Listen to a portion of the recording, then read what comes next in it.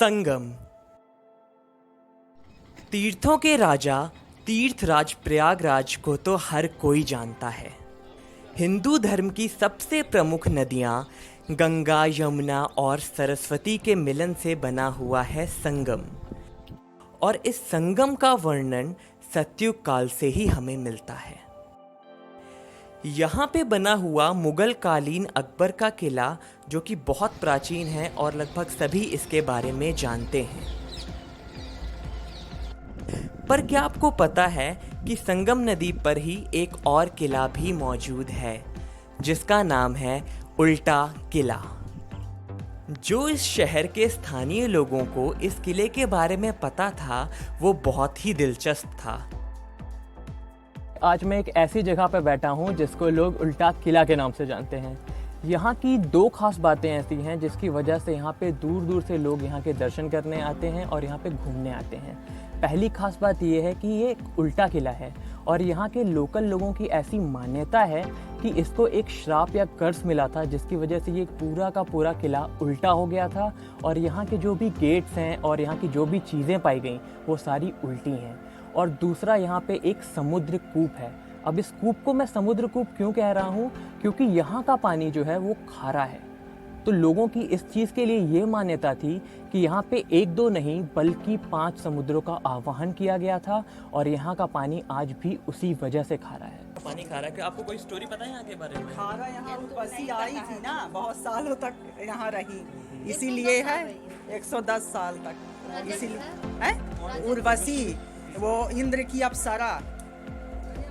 अच्छा, हाँ, तो इस वजह से यहाँ का पानी खारा है। मतलब इसके वजह से नहीं, वो चली गई, यहाँ समुद्र का वास है इसलिए खारा है।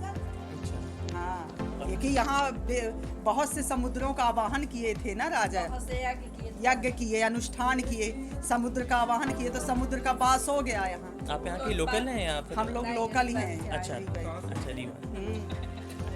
जहाँ आप खड़े हैं उसका नाम समुद्रकूप है। समुद्रकूप है, यहाँ का ये मान्यता है कि जब इस समुद्रकूप का निर्माण किया गया था तो यहाँ 4 समुद्रों का आवाहन किया गया था, 4 समुद्रों के जल का आवाहन किया गया था।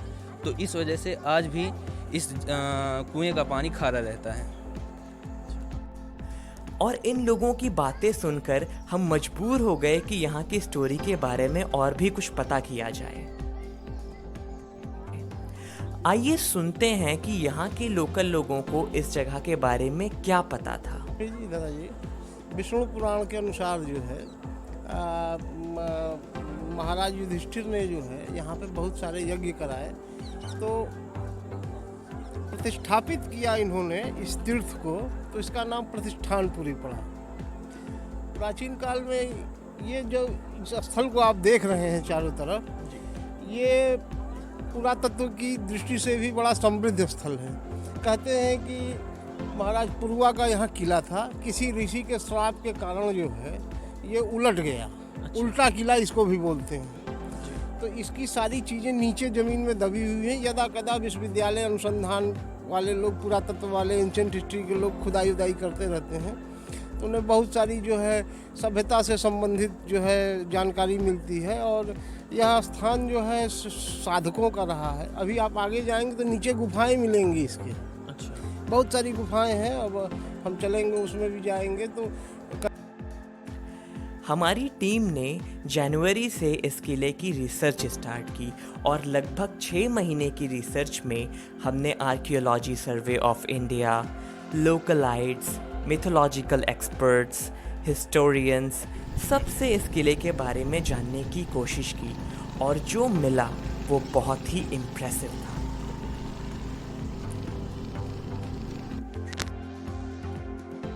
पहली बार देखने में तो ये एक टीला जिस पे एक कुआं और कुछ साधुओं के ध्यान करने की जगह, बस ऐसा ही कुछ लगता है।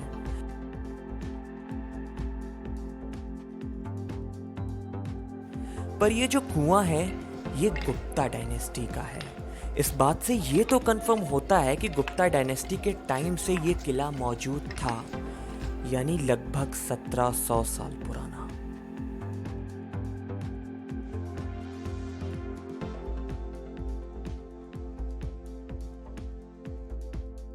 तो कोई बाउंड्री वाल नहीं थी वहाँ पे। हमारे विभाग ने जो उत्खनन कार्य कराया उसके बाद वहाँ बाउंड्री वॉल बन गई। और ईंटें जितने हैं कोई भी नई ईंट नहीं बल्कि उसी टीले की निकली हुई ईंट है।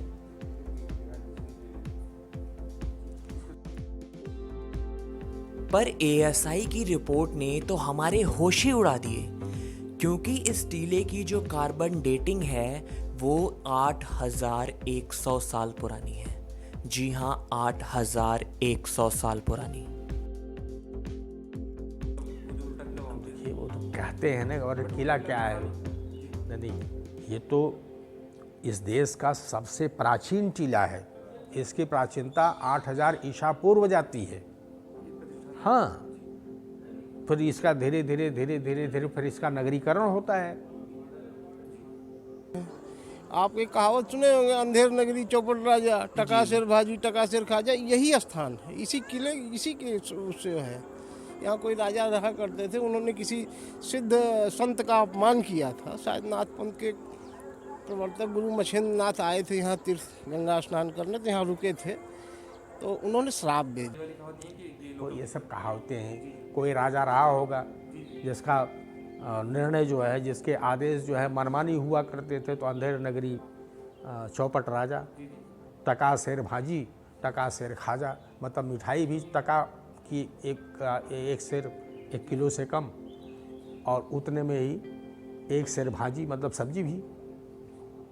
तो ये तो कहावत है। कोई राजा रहा होगा जिसके बारे में कोई ऐतिहासिक प्रमाण नहीं है, कहावत है। गुप्ता डायनेस्टी के टाइम से ये जगह बहुत बड़ा बिजनेस हब भी रह चुकी है। ये और भीटा, जिस पे हमने पहले भी बहुत सी वीडियोस बनाई हैं, ये दोनों बड़े व्यापारिक नगर थे। यहाँ के कॉइन्स और सील्स सेंट्रल एशिया के कई देशों में भी हमें आज भी देखने को मिलते हैं। जब नावें आ रही हैं, मान लीजिए कि बंगाल से या साउथ ईस्ट एशिया से नावें आ रही हैं, व्यापार हो रहा है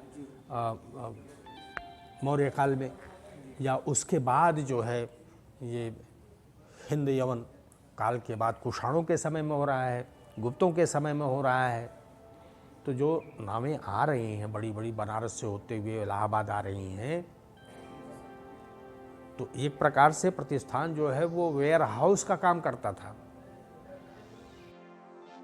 इतना ही नहीं, महाभारत जैसे बड़े ग्रंथ में भी इस जगह का वर्णन हमें देखने को मिलता है।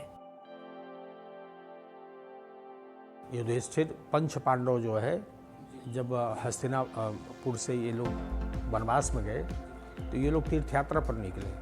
तो इनकी तीर्थ यात्रा की पूर्णाहुति जो है प्रतिष्ठान में हुई थी, है कि नहीं? ये है। तो इसका मतलब है कि ये पंच पांडव अपनी तीर्थ यात्रा को समाप्त करते हुए पूरे देश भर घूमे थे ना। ये आरण्यक पर्व में तो बहुत विस्तृत विवरण है। तो इनकी समाप्ति जो है संगम पर हुई। तो ये रुके कहाँ? प्रतिष्ठाने प्रतिष्ठिता, अर्थात ये प्रतिष्ठान में रुके। फेमस ऑथर कालिदास ने भी इस जगह के बारे में बखूबी बताया है। तो घिरा गया। यहाँ से बड़ी बड़ी नावें यमुना के रास्ते यहाँ प्रतिष्ठान आती थी, क्योंकि उस समय तो प्रयाग कोई नगर था नहीं। अगर यहाँ नगर कोई था तो जिसको हम प्रतिष्ठानपुर कहते हैं, जिसका उल्लेख आपको रामायण में भी मिलता है, महाभारत में भी मिलता है, पुराणों में मिलता है। तो वहाँ से बहुत सारे अभिलेख और बहुत सारी मुद्राएं और सिक्के बहुत मिले हैं, जिसको हम पुरानी झूसी कहते हैं। तो हाँ, पुरानी झूसी जिसको कहते हैं। ये शास्त्री ब्रिज के दक्षिण वाला हिस्सा जो है संगम। कालिदास तो कहते हैं कि वहाँ पर जो महल था गुप्त काल में, उसकी प्रतिछाया जो है संगम के जल में पड़ती थी। ये महत्वपूर्ण नगर था। पर ऐसा भी हो सकता है कि किला ये और भी ज्यादा पुराना हो, 10,000 या उससे भी ज्यादा सालों पुराना। इला, जिनके नाम से इलाहाबाद शहर का नाम इलाहाबाद पड़ा, उनका जन्म भी इसी टीले पर हुआ था। क्योंकि माइथोलॉजिकल स्टोरी कुछ और ही हमें बताती हैं। चंद्रवंशी, सूर्यवंशी माइथोलॉजिकल स्टोरीज के अकॉर्डिंग धरती पे ये इसी स्थान पर आए थे।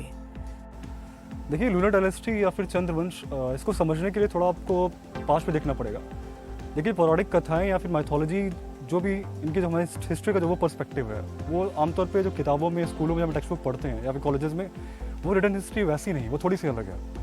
क्योंकि देखिए, रामायण और महाभारत कहीं ना कहीं हमारे एंशिएंट हिस्ट्री का एक हिस्सा है। उसके कई सारे एक्सकवेशन साइट्स भी हैं, कई सारे उसके एविडेंसेस भी मिले हैं लगातार। तो यहाँ पे अगर हम देखें, जो हमारी पुराण जो कहानी दर्शाते हैं, बताते हैं, उसमें एक चीज़ समझ में आती है कि धरती में अगर हम देखें तो पहले जो इंसान आए थे, मनु और श्रद्धा, वो दोनों पहले इंसान थे, और वहाँ से फिर जीवन का विस्तार होता है। अब मनु और श्रद्धा के अगर हम क्रोनोलॉजी में देखें तो मनु और श्रद्धा के 8 पुत्र थे। सबसे बड़े बेटे थे मनु के इक्ष्वाकु। इक्ष्वाकु भी बहुत प्रतापी राजा थे और बहुत ही पावरफुल अपने टाइम के। और बाकी 8 बेटों में सबसे जो कि बड़े थे इक्ष्वाकु, और इक्ष्वाकु से फिर जो वंश आगे बढ़ता है, उस वंश से आगे फिर हम देखते हैं उसमें महाराज दशरथ पैदा होते हैं, राजा राम पैदा होते हैं, हरिश्चंद्र पैदा होते हैं, रघु पैदा होते हैं। और रघु से ही बाद में इक्ष्वाकु डायनेस्टी, इक्ष्वाकु वंश का नाम रघुवंश पड़ता है। ओरिजिनली वो इक्ष्वाकु ही कहलाते थे। और ये पूरी जो डायनेस्टी जाती है उनके पुत्रों से, स्पेशली बड़े बेटे से, ये रघुकुल या फिर सूर्यवंशी डायनेस्टी कहलाती है। 8 बेटों के अलावा मनु और श्रद्धा की एक बेटी भी थी जिनका नाम था इला। यहाँ पे 2-3 वर्जन्स आते हैं, कुछ हल्के फुल्के कॉन्फ्लिक्ट्स भी हैं। पुराण जो दर्शाते हैं या जो वेद जो दर्शाते हैं, उसमें थोड़ा सा डिफरेंसेस है वहाँ पे। अब इला का बर्थ एज अ वुमेन हुआ था, एक महिला का शरीर मिल रहा था उनको। और कहीं कहीं ऐसी भी स्टोरी है कि बाद में इला को श्राप पुरुष के शरीर में मिला। इला की शादी जिनसे होती है वो है बुद्ध, और इला और बुद्ध से जो संतान या जो वंश निकलता है आगे, उसमें होते हैं पुरुरवा से फिर आगे उनका वंश बढ़ता है। और आगे उसी वंश में ययाति पैदा होते हैं। ययाति से फिर आगे 5 मेजर, जिसे हम कहते हैं उपवंश या सब क्लैन कहते हैं, यहाँ से निर्मित होते हैं। अब ययाति से जो 5 वंश पैदा हुए, इसमें 5 मुख्यतः अगर आप देखें तो एक यदु सम्राट रहते हैं। यदु से निकलता है यदुवंश, और सबसे बड़े पुत्र थे ययाति के, उनसे यदु से यहाँ से यदुवंश निकलता है। सबसे छोटे पुत्र थे पुरु से निकलता है पुरुवंश। तो देखा जाए तो अभी तक जो चंद्रवंशी निकल रहे थे इला से, जो उनकी बेटी थी, अभी तक वो चंद्रवंशी ही कहला रहे थे। बट ययाति के बाद जो 5 उनके पुत्र थे, वहाँ से जब कोई राजा बहुत महान हो जाता है, बहुत पावरफुल हो जाता है अपने डायनेस्टी में, अपने लिविंग टाइम में, तो वहाँ से उनकी डायनेस्टिक अलग नाम ले लेते हैं, उनके नाम। तो क्या उल्टे किले का पानी सच में खारा है? लोगों ने तो ये तक दावा किया कि उल्टा किला सच में उल्टा है, पर ऐसा हमें कुछ भी वहां पर देखने को नहीं मिलता है। उनके निकलते हैं जो 5 उपवंश निकलते हैं भारतवर्ष के। सबसे बड़े बेटे पुरु से पुरुवंश निकला, सबसे छोटे बेटे कुरु से फिर कुरुवंश निकलता है, ऐसा करके यदुवंश निकलता है। तो ये जो डायनेस्टीज हैं फिर आगे जाके ये रूल करते हैं, और आगे जाके इनका अपना एक हिस्टोरिकल बैकग्राउंड है। तो हम देखें यहाँ पे तो पूरा जो रामायण की जो पूरी हिस्ट्री है वो ले कि सूर्यवंशियों पे बेस्ड है, क्योंकि वो इक्ष्वाकु के आगे के वंशज से। और जो महाभारत की हिस्ट्री है वो कहीं ना कहीं डायरेक्टली कनेक्टेड है चंद्रवंशियों से, क्योंकि वो इला की बेटियों से फिर वो वंश आगे निकला था। अब यहाँ पे चंद्रवंशियों में जो राजा, जो सम्राट बहुत प्रतापी हुए, बहुत ताकतवर हुए, उन्होंने कई सारे बैटल्स जीती, खुद की अपनी एक बहुत बड़ी पहचान बनाई। वहाँ से चंद्रवंशियों के जो उपवंश निकले फिर अलग अलग निकल जाते हैं। यदुवंश है, भरतवंश है, कुरुवंश है। अगर आप महाभारत में देखें तो भगवान कृष्ण को हम लोग कहते हैं कि यदुवंश से कहीं ना कहीं उनका रिलेशन है। तो ये यदुवंश थे, और जो पांडव थे पुरुवंश से। तो ये दोनों, इनके जो फोरफादर्स थे वो यही मेनली वही थे, ययाति डायनेस्टी से ही वो निकले थे। तो कुछ ऐसी कहानी जाती है यहाँ पे। और अगर हम एंशिएंट टाइम में देखें तो एंशिएंट टाइम यानी जो हिस्ट्री हम पढ़ते हैं उसमें भी आगे जाके इसी वंश में आगे फिर एक महिष्मती भी राज्य होता है, वहाँ भी जो राजा रूल किए। एक टाइम में साउथ इंडिया में काफ़ी हद तक रीजन उनके अंडर में था। साउथ इंडियन टेरिटरी में काफ़ी हद तक उनका फ्लरिशमेंट और काफ़ी हद तक वॉर्स और बैटल्स के उनके नाम लिखे जाते हैं। और मॉडर्न डे टाइम में अगर हम एंशिएंट में अगर हम बात करते हैं तो चंडेल रूलर्स और ये सब जितने भी चीज़ें हैं, कहीं ना कहीं जो एंशिएंट में जितने भी क्षत्रिय हैं डायरेक्टली इनडायरेक्टली वो चंद्रवंशियों से ही रिलेटेड हैं। और साउथ ईस्ट इधर के रीजन्स में चंद्रवंशियों का ज़्यादा डोमिनेशन रहा है, और सूर्यवंशी काफ़ी पुराने रहे हैं। तो एक ही टाइम के अलग अलग ब्रांचेज हैं, लेकिन ये चंद्रवंशी बाद में ज़्यादा आगे तक आए।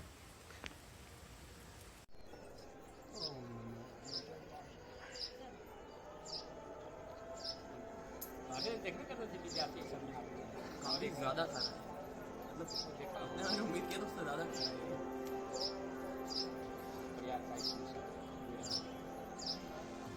अब खारा पानी है 20 साल से, पहले उसका पानी बहुत मीठा था। और अब करीब 10-12 साल पहले वहाँ तो पीने की वही कुआं ही एक साधन था। तो एक नेपाल के बाबा हैं माधवाचार्य जी, तो उन्होंने वहाँ रहते थे, तो उनका सामान वगैरह मेले का रखा रहता था। तो कभी कभी वहाँ मेले के महीने में आते थे कुंभ वगैरह में, तो वहाँ जाकर के रुकते थे। तो वहाँ बोरिंग करा दिया उन्होंने, उसका पानी बहुत मीठा है। लेकिन पता नहीं इस कुएं का पानी कैसे, बहुत मीठा पानी हमने तो देखा। कुएं का पानी का टेस्ट चेंज हो जाना नेचुरल है। कुएं के पानी का खारा होना भी नेचुरल है। बस वो तो क्योंकि इसका रिकंस्ट्रक्शन समुद्रगुप्त ने करवाया था, तो लोग समुद्र के पानी से इसे कंपेयर करने लगे। हमारा मोटिव ये नहीं है कि हम आपको कुछ भी अंधविश्वास या मनगढ़ंत कहानी दिखाएं। हम आपको अपने चैनल के माध्यम से जो भी चीज़ें दिखाएंगे वो एविडेंस के साथ दिखाने की कोशिश करेंगे। नेक्स्ट वीडियो में आपको दिखाएंगे श्री राम जी के मित्र राजा निषाद के महल को। और हमसे जुड़े रहने के लिए हमारे चैनल को ज़रूर से सब्सक्राइब करें, हमारे चैनल को शेयर करें, क्योंकि हमें आपके सब्सक्राइब और शेयर की इस समय बहुत ज़रूरत है। हमारे साथ जुड़े रहने के लिए बहुत बहुत शुक्रिया।